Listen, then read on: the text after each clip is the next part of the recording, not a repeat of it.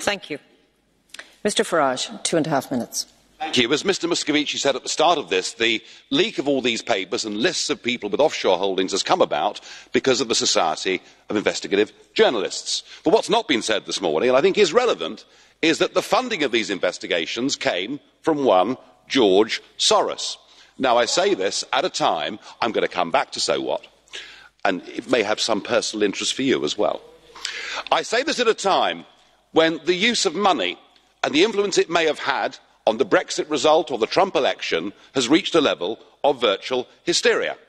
Just last week, the Electoral Commission in the UK launched an investigation to find out whether the Leave campaign took offshore money or Russian money.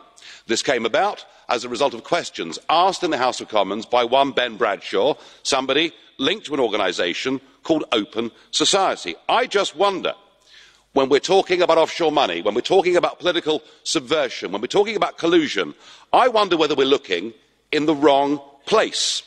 And I say that because George Soros recently gave Open Society, his organisation, which of course campaigns for free movement of peoples and supports supranational structures like the European Union, he recently gave it $18 billion. And his influence here and in Brussels is truly extraordinary. Open Society boast that they had 42 meetings last year with the European Commission.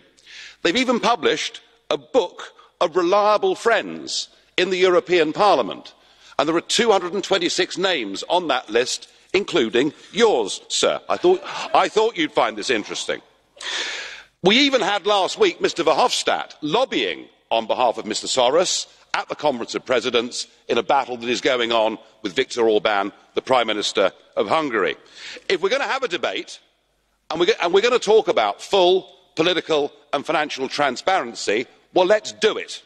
So I should be writing today to all 226 of you, asking some pretty fair questions.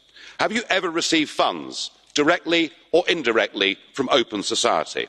How many of their events have you attended?